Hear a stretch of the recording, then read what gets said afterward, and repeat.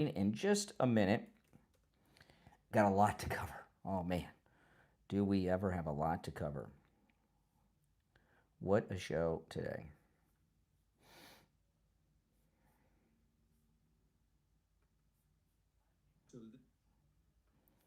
Okay, I'm just setting up here and then we'll get going.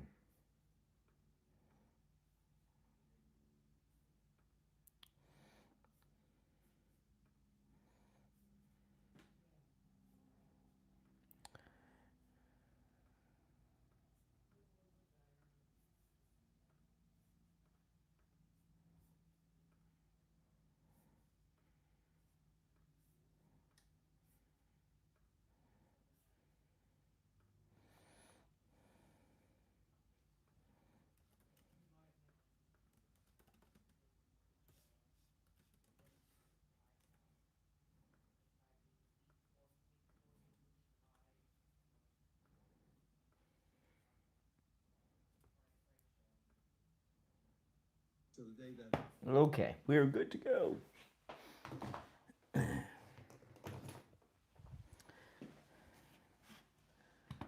All right, everyone, it is showtime.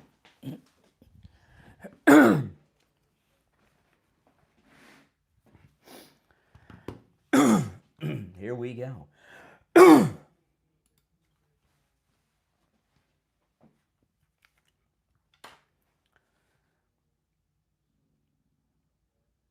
Welcome to the Brian Craig Show podcast. My name is Brian Craig, and this is where MAGA comes to talk. Welcome, one and all, and we have so much to cover and so much to talk about, and I almost don't know where to begin, but I'll figure it out. Welcome, everyone. Hope everyone's having a great Christmas week.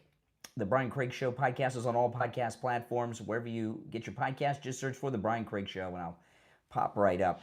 I'm going to talk a little bit today about J.D. Vance, who is, without a doubt, the political apprentice of Donald Trump. He will be our second MAGA president, and he's doing a darn good job.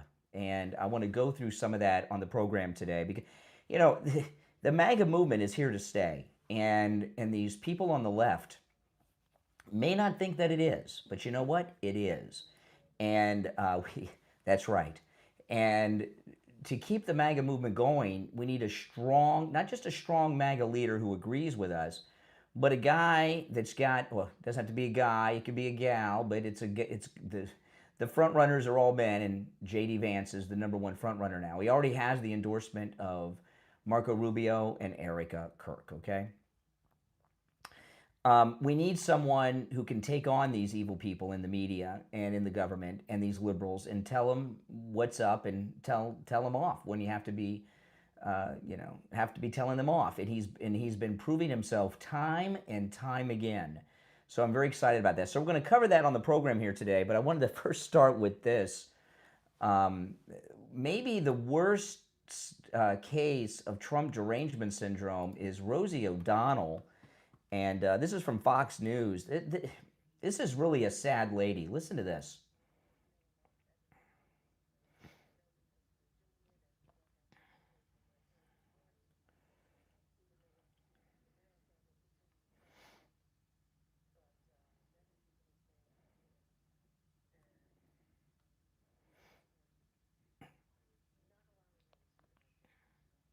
Wow, not allowing him a seat. This is therapy talk, okay? Rosie O'Donnell, this is what her therapist has told her to do, okay? Is not live in his world, don't say his name. She is in some serious therapy, Rosie O'Donnell, to get over this Trump derangement syndrome. And, I really don't quite get it at all.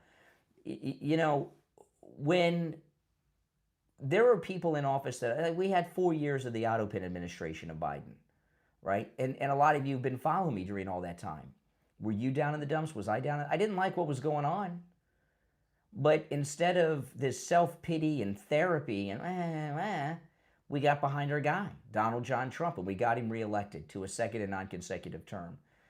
She is so obsessed with Donald Trump. Her problem really isn't with Donald Trump. She's got a problem that's much deeper than any of that. What it is, who knows? but she's got some problems with, well, not some. She's got a lot of problems with men or a man, and there's something about Donald Trump that triggers it in her. That's it. I mean, she's just too unhealthy about it, and she's mentioned talking to her therapist about it and spreading her Trump derangement syndrome to her children. She's talked about, and now she's doing these videos that she's posting on online where millions of people will see them because they're on global news, and trying to work out her obsession and her issues with people that watch her videos. I'm not going to say his name. I'm not going to live in his sphere. All this stuff. I almost feel bad for her. But the thing about Rosie O'Donnell, the way she thinks and the way she feels is like all these Democrats and Never Trumpers feel. They just hide it from us. She's the honest Trump derangement syndrome sufferer. And they all feel this way. They can't stand this man. And for the life of me, I can't figure that out, because Rosie O'Donnell, she's worldwide famous. I don't know how wealthy she is anymore, but I just could not. You think I was happy when we had Obama for 8 years? Were you? Of course not. Or 4 years with the auto pen? Of course not. But what happened? We moved on. We tried to run somebody against him in the midterms. It didn't work. We came back after 8 years and we got Donald Trump. That's how you do it. Okay? So let's get into our second MAGA president, J.D. Vance. A couple things here. And this is him weighed in on Nick Fuentes and others. He did an interview that was a print interview. And this is an article that is in CNN that I'm sharing from. Vice President J.D. Vance. This is CNN's writing, okay? Vice President J.D. Vance has never looked like the presumptive 2028 Republican presidential... I'm sorry, I misread that. I still have my cold, guys, so bear with me. Let me go back. Vice President J.D. Vance has never looked more like the presumptive 2028 Republican presidential nominee. We learned last week that perhaps his most formidable would-be foe, Secretary of State Marco Rubio, had said he would defer to Vance. Then the vice president landed a major endorsement from Turning Point USA and Erica Kirk. Nearly 3 full years between Election Day 2028. Now, before I go further, on the face of it, you would think this would make the left, the Never Trumpers in the media, happy. Because this means, all this Trump 2028 talk is no longer out there. And we're going to, and MAGA's going to have a new candidate. Now, by the way, I'm not saying that Trump's not running. We don't know, okay? But if Trump is not in the running and we have someone new, don't you think that would make the left happy? Shouldn't they be celebrating and high-fiving at CNN? Because they've told themselves that the MAGA movement cannot survive without Donald Trump as the president. So when somebody else moves in, whoever... the leader of a party is always the president or the most recent president.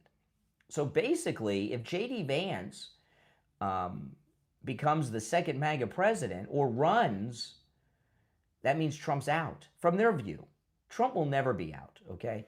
For the rest of his life, the Trump endorsement will decide who the Republican nominee is. And then after that, it's going to fall on his children. Okay, we're going to have some legacy with that, and that's great. A little dynasty going on there, which is a good thing. This is a great dynasty, the Trump dynasty.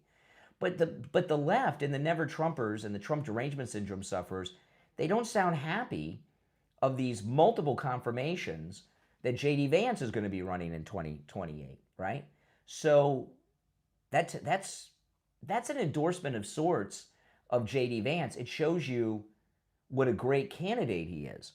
But Vance could inherit, back to CNN, but Vance could inherit a conservative movement that is increasingly riven over anti-Semitism and conspiracy theories in its midst, which I don't agree with that either. We have some fake MAGA people out there with the anti-Semitism, Tucker, Nick Fuentes, Candace Owens, but I don't think that's you. It's certainly not me, right? It's the kind of problem that could benefit from a leader like Vance taking the reins and charting a new post-Donald Trump path. See, this is the thing that you would think would get them excited, a post-Donald Trump era. This is what they've been dreaming of and conspiring to achieve, but they don't sound relieved. But the Ohio Republican's approach has been remarkably uncertain. He seems to want to pretend the problem doesn't exist in hopes it goes away, while giving plenty of winks and nods to the fringe. Sunday was telling in this regard. In an interview with Unheard, Vance finally addressed Nick Fuentes, the white nationalist podcaster, whose recently friendly interview with Tucker Carlson set off a tempest in the Republican Party. Fuentes has called Vance a race traitor for marrying a woman of Indian descent. But Vance is also close to Carlson politically. Yeah, Tucker Carlson's son works for the vice president at the White House. Some Republicans have called for their side to more forcefully disown Fuentes and even Carlson, and it was a huge subplot at Turning Point USA's gathering in Phoenix this weekend. Now, this next part, this is a quote from J.D. Vance. "Let me be clear. Anyone who attacks my wife, whether the name is Jen Psaki or Nick Fuentes, can eat," and then he said the S word, which I like. This is what I mean. This is what we want in a MAGA president, somebody that tells people to eat S. He says, "That's my official policy as Vice President of the United States." You got to love it, right? And he didn't say the S word. He actually said the full word. Vance added that anti-Semitism and all forms of ethnic hatred have no place in the conservative movement. 100% true. These are the kinds of comments that sound firm and tough, but they were hard to square with the reset of Vance's rhetoric this weekend. For one, the decision to lump Psaki, which is Biden's former press secretary, in with Fuentes, a Holocaust denier, is not a good one. Well, no, he was talking about people attacking his wife, right? What is the MS Now host offense that is comparable to Fuentes calling Vance a traitor and his wife? And it goes on a little bit about that. Second, Vance went on in the interview to suggest that Fuentes simply isn't worth spending much time on. I would agree with that, don't you? See, Nick Fuentes, his popularity is not organic. It's not artificial, okay? There's been some research about this on Twitter. You guys can look it up. But the media love Nick Fuentes because they want to identify Nick Fuentes as MAGA to try to discount our movement. J.D. Vance said, "I think that Nick Fuentes, his influence within Donald Trump's administration and within a whole host of institutions on the right is vastly overstated," Vance said. "And frankly, it's overstated by people who want to avoid having a foreign policy conversation about America's relationship with Israel. Fuentes didn't just get an interview with Carlson, he's also gotten an audience with Trump in recent years." That's a lie. Okay? Kanye West, he was with Kanye West. Kanye showed up at Mar-a-Lago unannounced. Trump let him in. He wasn't president then. And Nick Fuentes snuck in, basically. Okay? That's it. And I'm very curious how that really happened, because I agree with a lot of people who think that Nick Fuentes is a Fed. Tucker Carlson talked about it a lot until recently. And someone came up with that idea to get Nick Fuentes in there to tie Trump to white nationalism. Let's see here. It says here, just to underline, Fuentes didn't just get an interview with Carlson, he's also gotten an audience with Trump in recent years, which I just debunked. And even GOP members of Congress have flirted with Fuentes' movement. And perhaps most notably, J.D. Vance spent the rest of Sunday making a very different argument than the ones in the Unheard interview. He used his speech at Turning Point, by far his biggest platform of the weekend, to argue that the party shouldn't do much of anything to police the people in its midst. Indeed, it was the first substantive point he had made in the speech after days of fighting between the likes of Carlson and Bannon on one side, Ramaswamy and Ben Shapiro on the other. Vance seemed to land firmly on Carlson's side. President Trump did not build the greatest coalition in politics by running his supporters through endless self-defeating purity tests, Vance said. He says, "Make America great again because every American is invited." Vance said that he didn't bring a list of conservatives to denounce or to deplatform. He added that we have far more important work to do than canceling each other. Agreed on that. See, the reason this has them upset is what J.D. Vance has done is totally discredited Nick Fuentes. That's just totally discredited him. His speech went on to serve up a number of lines about identity that seemed tailor-made for the extremes of the party. Again, I'm reading from CNN. He called the city of Minneapolis, Mogadishu, the capital of Somalia. That's true, which was a reference to the number of Somalians living there. That's true. Okay. That's just a true statement, right? He said of Jasmine Crockett, a black Democrat from Texas, her street girl persona is about as real as her nails. That is true. She puts on that ghetto act. Everybody knows this. We've all seen it. Shortly thereafter, J.D. Vance made a reference to Soros DAs, a reference to prominent Jewish Democrat donor George Soros, who often figures prominently in anti-Semitic tropes. Now, come on, this is not anti-Semitic. You know, to criticize someone who's a Jew is not anti-Semitic. Okay, George Soros backed very liberal DAs all over this country, and it's brought us a crime wave. That's it. So back to CNN here. Recapping Vance's message, anti-Semitism doesn't have a place in the GOP, but the party also shouldn't have purity test or cancel people, and there's no place in the party for any forms of ethnic hatred. But you've seen it you see how overrun Minneapolis is with Somalis. Well, that's a true fact, and the Somalis of Minneapolis are involved in a multi-billion-dollar, last I heard, was up to $9 billion in fraud. So this article goes on. That's only the beginning of the article. It's a very long article. But what the article, to me, says is that they are terrified of J.D. Vance. They had convinced themselves on the left that the MAGA movement would fade away if Donald Trump was no longer the leader of it. And if J.D. Vance becomes the second MAGA president, although Donald Trump will always have the final say with his endorsements, and the Trump rallies will go on for the rest of his life, as long as he's capable of doing them, the second MAGA president will, in effect, be the leader of the party, which is a MAGA Republican Party. I mean, that's just the way that it is. Now, if you'd like to call in, the number is toll-free, 888-465-2631, 888-465-2631. It's a toll-free call, no matter where you are listening. And then J.D. Vance did this thing the other day, which was amazing. He joined the Navy SEALs for their morning workout, which is a 90-minute workout that would kill a mortal man. New photos obtained by Fox News show Vice President J.D. Vance training with U.S. Navy SEALs in California, a 90-minute workout the Vice President later said left him feeling like he had been hit by a freight train. Images show Vance carrying logs, rowing in the ocean, running on the beach, and climbing a rope obstacle course alongside a group of Navy SEALs. Just finished PT with the Navy SEALs for 90 minutes, Vance wrote on X on Monday. They took it easy on me, and still I feel like I got hit by a freight train. So, you know, we got this just incredible political apprentice, the presidential apprentice of President Trump, J.D. Vance, right? He is not just a Marine.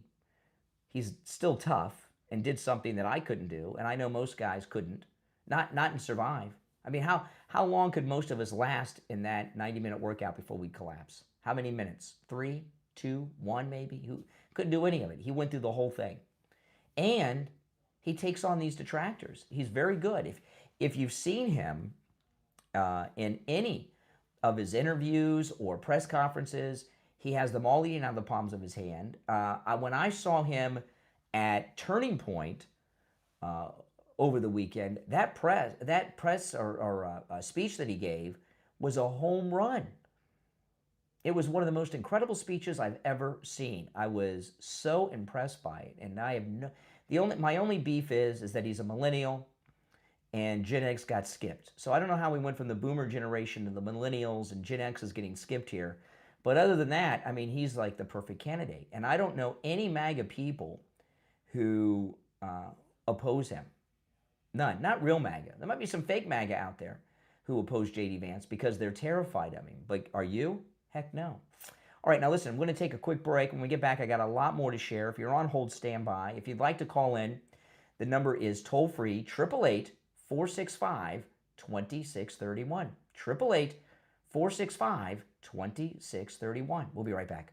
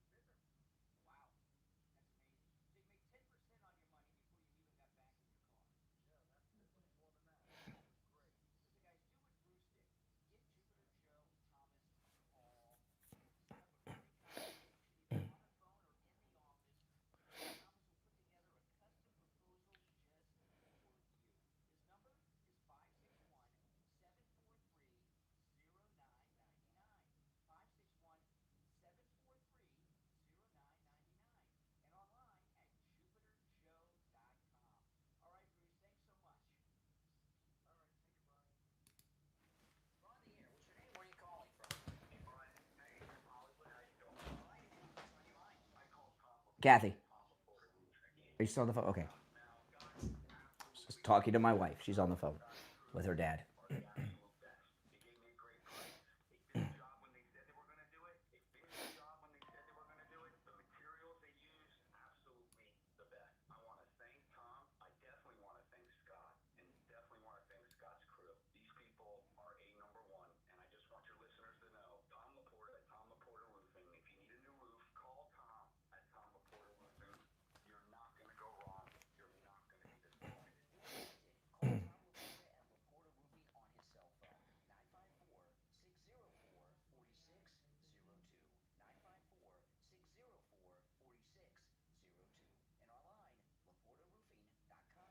All right, welcome back. I'm Brian. It's the Brian Craig Show podcast. All right, so this is our second MAGA president at Turning Point.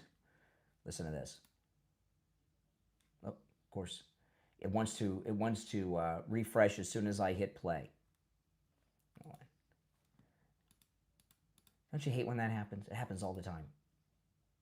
Yeah, well, we'll play it in a minute. It'll play. It'll start playing in a minute, and then I'll play it back to you. Hold on, let me cue up the next thing I wanted to play. All right, here we go. Well, regardless, one of the things that we've worried about in the MAGA movement, would we have a second MAGA candidate and president who could stand up to these people like JD? And JD Vance is doing it every time. Listen to this, CNBC on the Trump economy.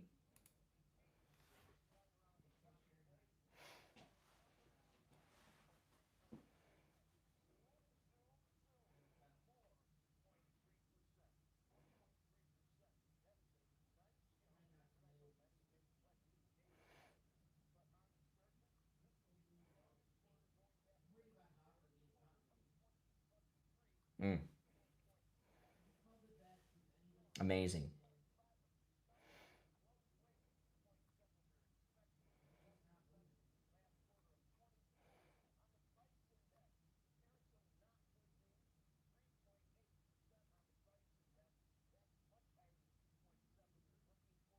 Okay, but overall, things are going well. And everything you see with the economy is moving in a positive direction. And these are the things that have them freaking out. And I get it, because this is not how they thought it would. This is not how they thought it would be. They thought that things were going to be falling apart. Biden did such a great job of wrecking the American economy. Bringing it back like it has is a miracle. Now, this Rand Paul is always on the wrong side of everything, isn't he? I mean, he's just, libertarians. ABC This Week.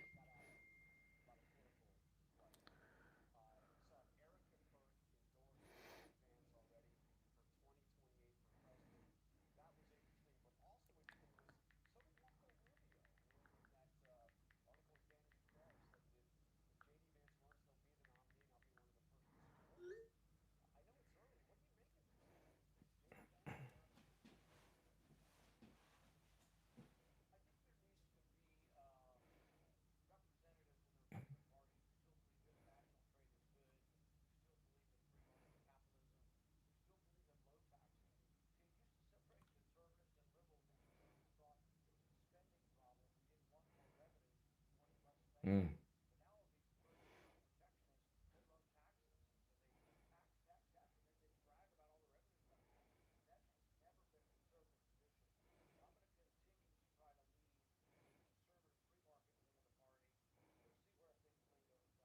Give me a break.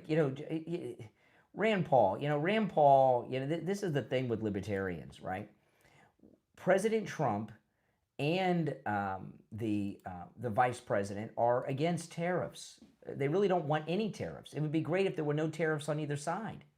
But these other countries have these outrageous tariffs, so we've got to use them. That's the power we have. And so far as being anti-tax, President Trump's entire goal, and this very well may be what J.D. Vance runs on when he runs for president, whether it's 28 or 32, and that is this: eliminating the income tax. That's it. And you notice there's a big movement I was talking about on the morning show about, and not just here in Florida, but in other states, of repeal of property taxes. The Republican Party is very much against taxes. We're using the economic power of the country through the import taxes, the tariffs, to eliminate these other taxes that we don't need. The American people do not need to be taxed. I mean, how much of the tax money is being ripped off by these corrupt Democrats and Somalis in Minnesota alone? Look at what USAID exposed. How much of what the federal government rakes in is waste and theft, right? If these countries had zero tariffs, we'd have zero tariffs. Remember, I'm getting these text messages are about Adam the Woo's passing. Okay, so I just got a friend of mine I haven't talked to in a long time just texted me. He was just shocked about Adam the Woo's passing. But, they're going to have tariffs. So we should have no tariffs, and they should be able to rip us off the other way around. How does that make sense, Rand Paul? And the economic spending power of this country, so far as a consumer nation, is so strong, these countries around the world are willing to pay through the nose to bring their products here, or pay no tariffs by building manufacturing in this country. So why should we not use that? And overall, we're going to save money on taxes. And you think Rand Paul's smart enough to know that. He is a doctor. He's a specialist. He's an ophthalmologist. But libertarians, they're never satisfied. You will never satisfy libertarians. Libertarians are like the Epstein file people. No matter what comes out, the Epstein file cult will never be satisfied. There'll always be something that's missing. They'll never say, oh, we got it all. The same thing goes for libertarians. Libertarians will never be satisfied either. Okay, now this is the president from his press conference yesterday. This was amazing.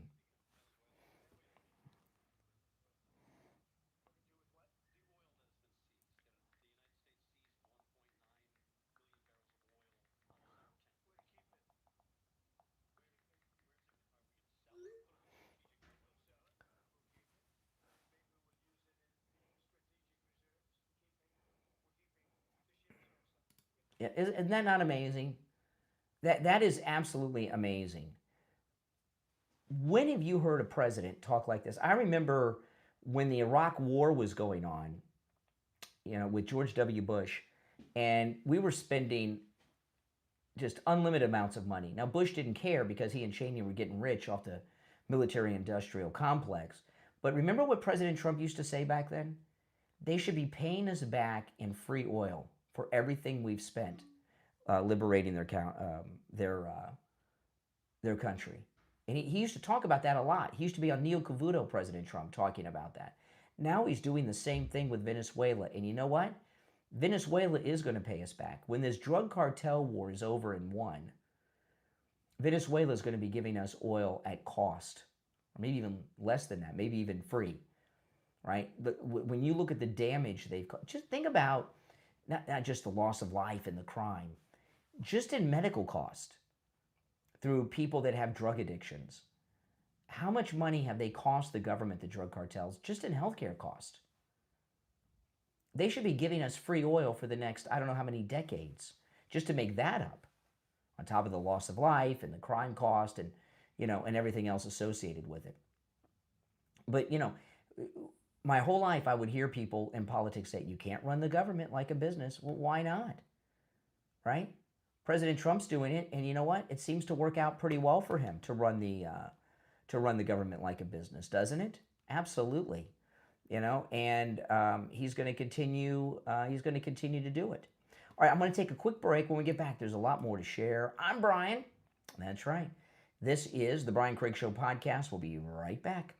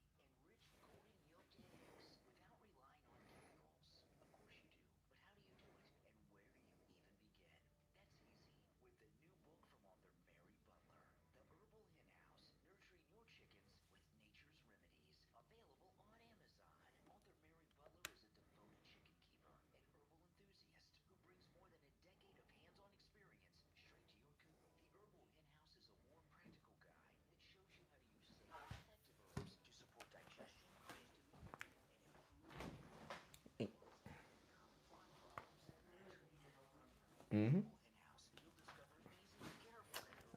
If you're on hold, stand by.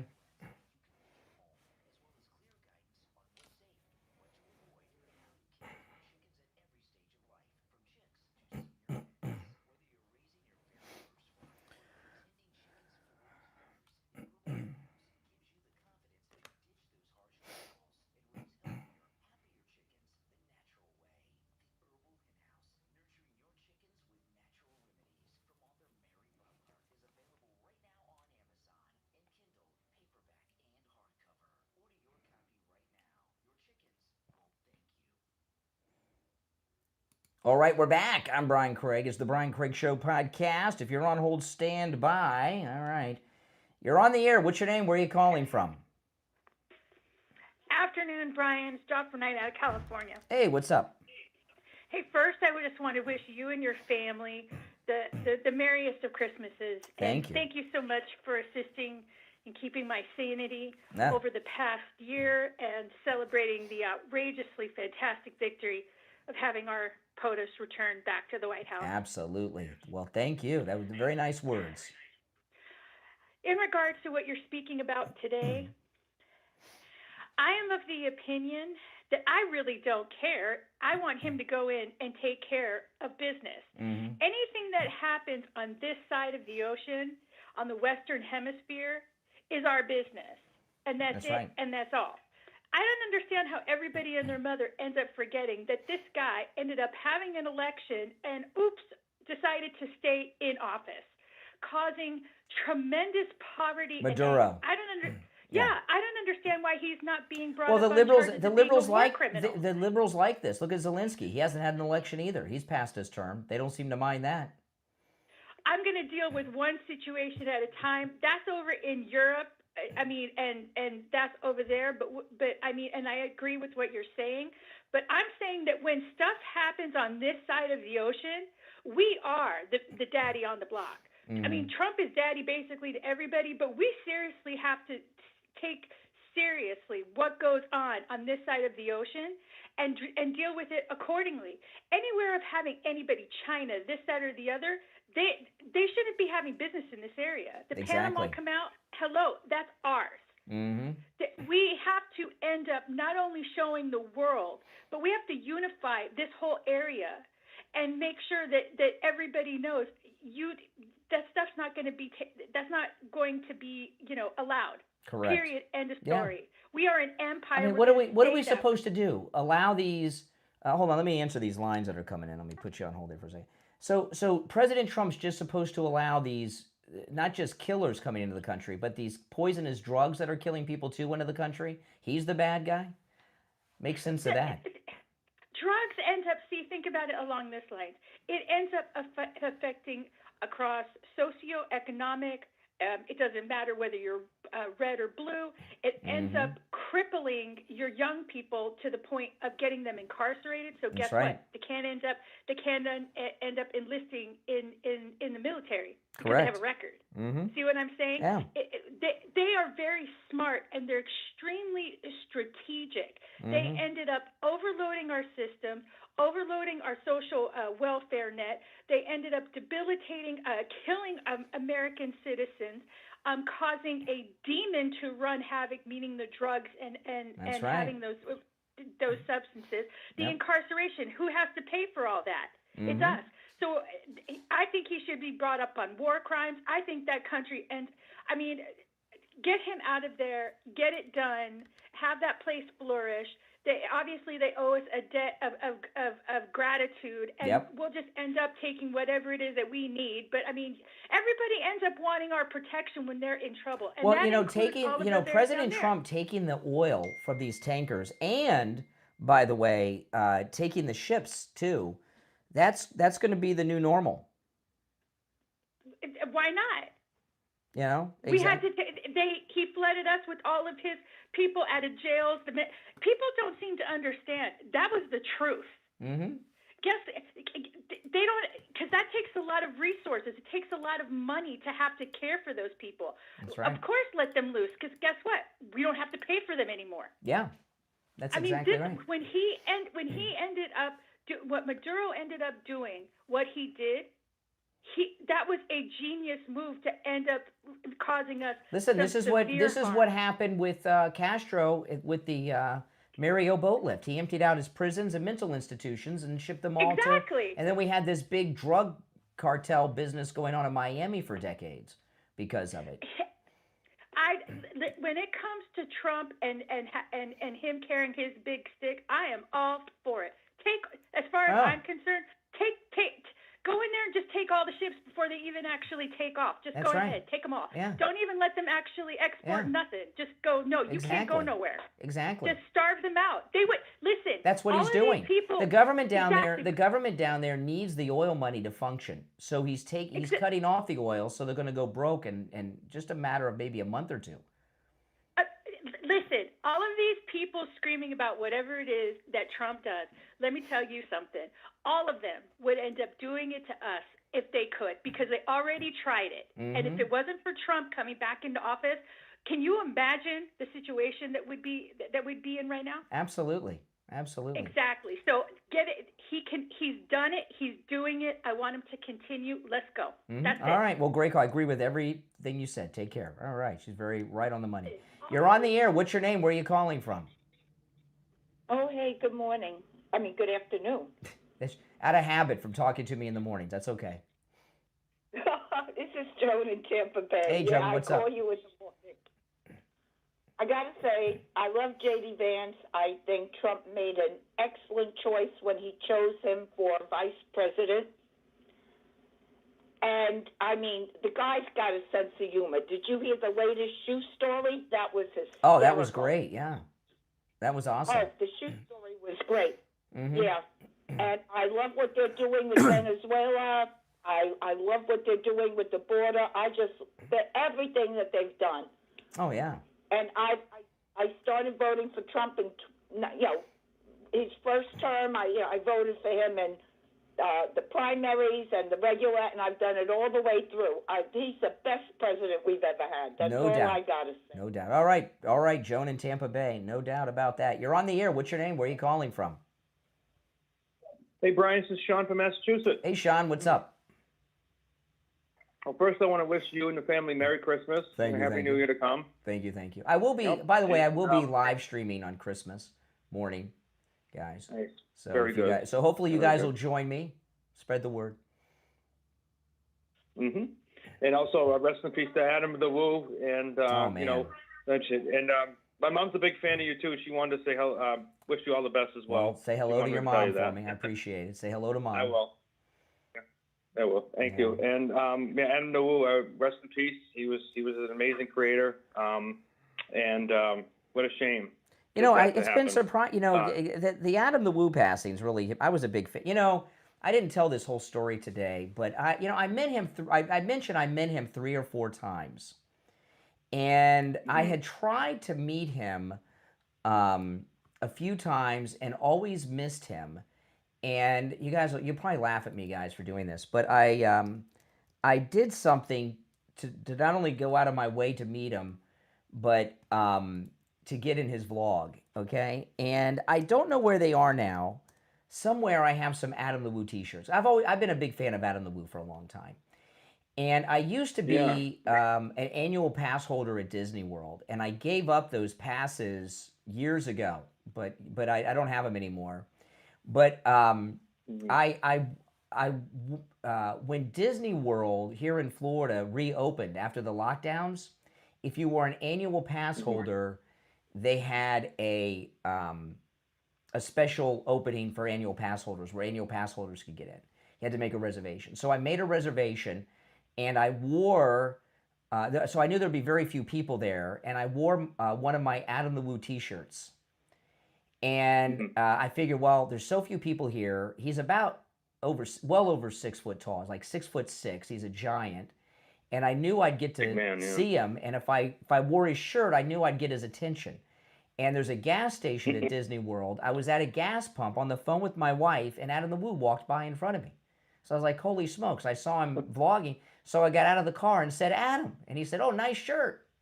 And he said, "Do you want to be in the vlog?" I said, "Are you kidding? Of course I want to be in the vlog." So I was in his vlog. It was the reopening of Disney, and then I ran into him again inside, and I had a brief conversation with him. And the last time I met him was, just to tell you how tall he is. I got this picture. I'm showing it to everybody. This is on my X, and I'm 5'7". Okay, so. This is a picture of me before I lost all my weight from Coastal Weight Loss Secret, and with Adam the Woo. That's at Epcot Center, and and I found that picture today on my phone. He's a big guy, isn't he? Or he was. I mean, just a big guy. Yeah, you ripped your shoulder. Yeah, and I know. I look like a jockey in this picture with him, and I told him, this is when, and he knew me. He knew who I was. I was surprised, and. This is when I told him. I just finished telling him, "You're the American dream. You went from homelessness in a van, and now look at you." I know. It's like it's like the great. I told him. I said, "You're the great American success story." Is what I told him, and he liked my hat because that's an original Epcot Center hat from 1982 that I have. But, wow! Yeah, but you can see he was a tall guy.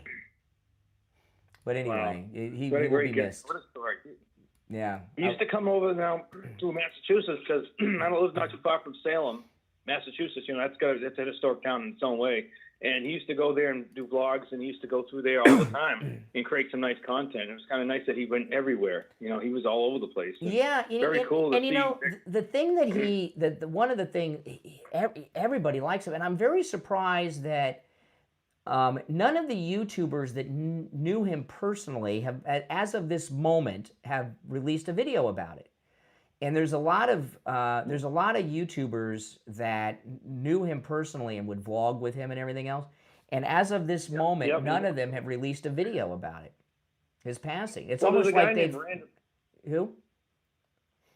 There's a guy named Random Land, Justin Lost. Justin Scard. Yeah, I know Justin Scard. Yeah, I met him too. Justin Scard, that's what I meant. Justin Scard. Yeah, that's it. Yeah. Yeah. I'm surprised he hasn't put anything out yet. Yeah. And I was, I don't think Adam the Woo, I don't think realized how famous he was. He's in TMZ. He's in Newsweek, the Daily Mail, People Magazine. He's made worldwide news. Mm-hmm. Yeah. He made it all over the place. And I saw all the different sites. This guy's really recognized. I couldn't even believe it. I thought it was more niche or something, but it was actually a lot bigger than I thought. And he really, he goes everywhere. And you put yourself out there like that. And he has a great personality and a great way about him. Yeah. And I like how he collaborated with a bunch of other bloggers too. Like how they used to come together and they'd all move together and they'd film each other going back and forth, and you get them perspective. Yeah, in fact, the day that I met him when Walt Disney World reopened after the lockdowns, he was by himself at the gas station, and then I ran into him in front of Cinderella's castle again, and he had 5 or 6 vloggers. I took a picture with them too, but we all had to wear masks because they made you wear masks in Disney World. So I got a picture with Adam the Woo and a whole bunch of other vloggers in a mask. And I told them, this is so ridiculous. I mean, I could tell anybody Adam the Woo's in this picture. How would they know? We got masks on. But he'll be missed. He touched a lot of. You can tell I'm a big fan. Yeah. I know. When I heard it happen, I thought it right away. I'm like, because I remember, I heard you talk about him in the past. I'm like, because I knew who he was prior to, and I was like, oh, that's really terrible. I didn't even know. They don't know information of what happened. Something just happened, and he got really famous. Oh, he got really famous because he had gotten banned from Walt Disney World, and that made national and global news. And that's when he really took off. And then a lawyer from Boca Raton, Florida, represented him and got them to lift the ban. Which was a lifetime ban, and he got that lifted. But he had a lifetime ban from Universal Studios in Orlando, Florida, that's still in effect. Wow. Yeah. I had no idea that happened to him. From filming things behind-the-scenes stuff he was filming that they didn't want on camera. Oh, right, yeah. Well, he'll be very much missed in the whole spectrum of content creation. Oh, just in our culture anyway, because he actually made an imprint. Just like our great president and J.D. Vance are doing. That's right. Real quick, and it's amazing to see. Donald Trump was J.D. Vance's age right now. He'd be doing exactly working out with the guys too right now, because I could see that happen. So J.D. Vance is right in the right step, and I can't wait to see our next MAGA president take the reins, because that speech he did at Turning Point was just, oh man. I mean, he already had me sold, but just listening to what he was saying and what he plans to do, just his ideas and where his step, it gives me 100% confidence. This is our man in 2028. I think this is him. Well, JD Vance, and I'm a little partial to JD Vance too, because I'm from Ohio and he's an Ohio guy. I know he's originally from Kentucky, but he's Ohio. He's a Buckeye. And the other thing with JD Vance, it's like we were talking about Adam the Woo. He's also the great American success story. You cannot come from a poor background with no connections, nothing, and rise to where he is, to the presidency. And his whole story is a real life Lincoln story with the log cabin kind of thing. You know what I mean? It's an amazing story with JD Vance. He parallels Lincoln quite a bit, really. I mean, look at it, just in a different time period. And I don't know how much of the Lincoln story is real compared to JD, right. But because we know JD Vance is the real deal. Everything about him. Yeah. All right, hey, listen, I appreciate the call though. Good point. I want to play this clip.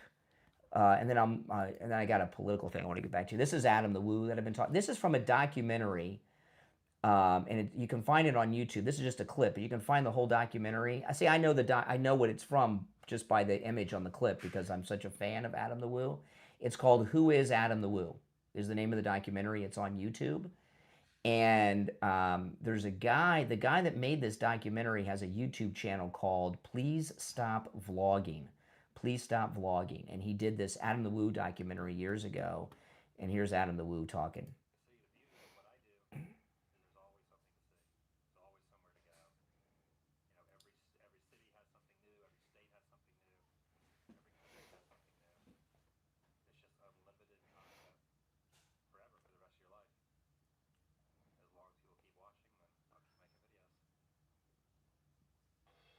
Yeah, it's a sad law, but as you get older, people start dying that you grow up with, don't they? All right, from a great man to a lowlife, Tim Waltz. Listen to this crap. He's talking about JD. Listen.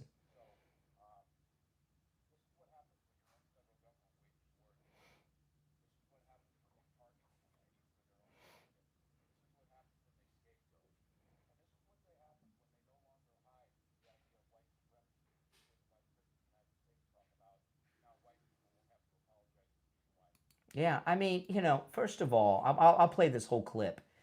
This thing with Tim Waltz, he's fighting against white privilege. Then why is he the governor? Why doesn't he resign and support someone who's not white to be the governor? Why has he got to be the top man, right, if he's so against white privilege? But, the thing with him here, this guy is so guilty into this fraud thing. What he's saying is, how dare you? If he was a real legit, uncorrupted governor, he would be in shock about this $8 to $9 billion in theft that the Somalis were involved in, and say, this money could go to feed hungry children. This money could go to build schools. This money could help abused women get out of an abusive relationship. And instead it's going to make people rich. And he's not upset at all. He's upset at the people that have uncovered the fraud. So, when you're upset and this angry and trying to discredit the people that caught the thieves, caught the bank robbers, you sound like you're an accessory to me. Don't you guys agree?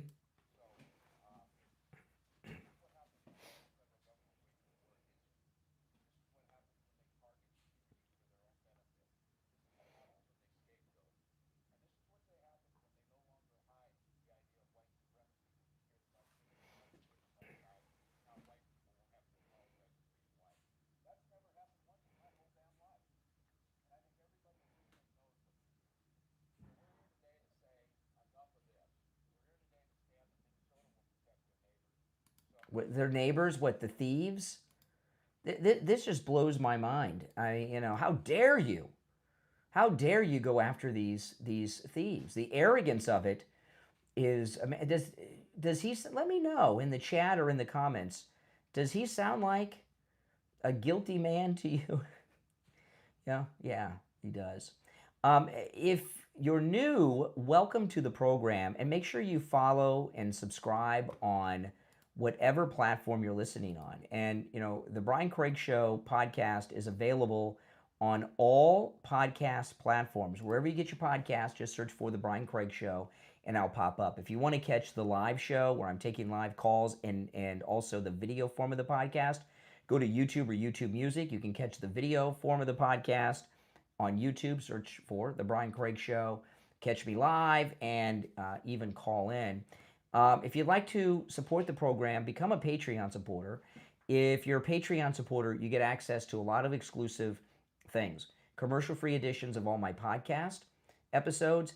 I do exclusive live streams just for Patreon supporters. In fact, I did a live stream for Patreon supporters on Sunday when I was so sick, and I was telling everybody how sick I was. I did about an hour-long live stream, and that's a live stream like here on YouTube, but it's only on the Patreon platform. And it's a troll-free zone, too. There's a chat room and everything just like here on YouTube, but it's just Patreon supporters, and there's no trolls allowed. And if you'd like to become a Patreon supporter, there's a link in the description of the episode on whatever platform you're tuned in on. If you're a top Patreon supporter, you get a live on-air thank you shout-out on every episode. So the names you'll hear now are my top Patreon supporters. I want to thank SFjr, Christine, ETW, Chuck, Pamela, Nick, Wesley, Doris, Heather, David, Maria in Texas, Alice, LeeZep, Shawna, George, Brandon, John, Frank, Dale, Tina, David, Laura, Rob, Wes, Sue, Janice, Teresa, Irene, and Doris. These are my top Patreon supporters. Thank you so much, guys. I want to get back to this clip. Oh, and I just lost my spot here of Tim Walz. Let me rewind it. This guy is just so out of his mind.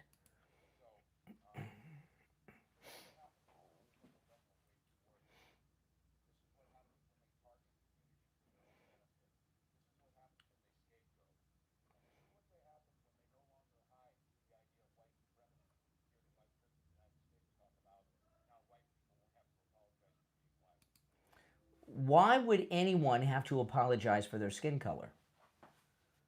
Right? Why would, they blame all white people for things that happened generations before we were born, before most of our ancestors were even in the New World. Why do we have to apologize for everything white people have ever done that was bad? If you are a Muslim, do you have to go around and apologize for 9/11 every day? If somebody were to ask you to apologize for 9/11, you would say they were what, an Islamophobe? If you're black, do you have to apologize for every black person's crimes? If you're Hispanic, Latino, Latina, do you have to apologize for the drug cartels every day and acknowledge responsibility in that because you have the same skin color and ethnicity as them? This is ridiculous and absurd. This is a stupid, bigoted thing that's applied only to white people. And guys like Tim Walz, who's as corrupt as the day is long, this is what he rides on. He claims to fight against white supremacy and white privilege, but he's at the top of the food chain as the governor, he's like the president of Minnesota. The governor is as high as you can go in the state. And a crazy thing about this is the reason that Kamala Harris's team picked him to be her running mate is they thought that Tim Walz was the everyday white American guy that white guys would relate to and leave Trump for when it came to Election Day. They actually thought that. That's why they picked this guy that I never heard of before. And I don't think most people ever heard of him. We may have seen him in the news or something, but it didn't register. This is what they thought was the average white guy. That you or me, because we're white guys, would say, oh man, Tim Walz, I'm going to vote for Kamala. The reason they think we would vote for him because he's white and we're white is because that's how they are, right? They're bigots. They're sexist. They're racist. So they just project that onto us and assume, no. This guy is a bad, corrupt man. And I'm really wondering if that Democrat assassin that wore the mask in Minnesota, if this had anything to do with the Somali $9 billion in corruption. Do you think it had anything to do with that? Maybe. Something's not right there. Now, again, if you're new to my channel, make sure you follow and subscribe on whatever platform you're tuned in on. My name is Brian Craig. This is where MAGA comes to talk. I will talk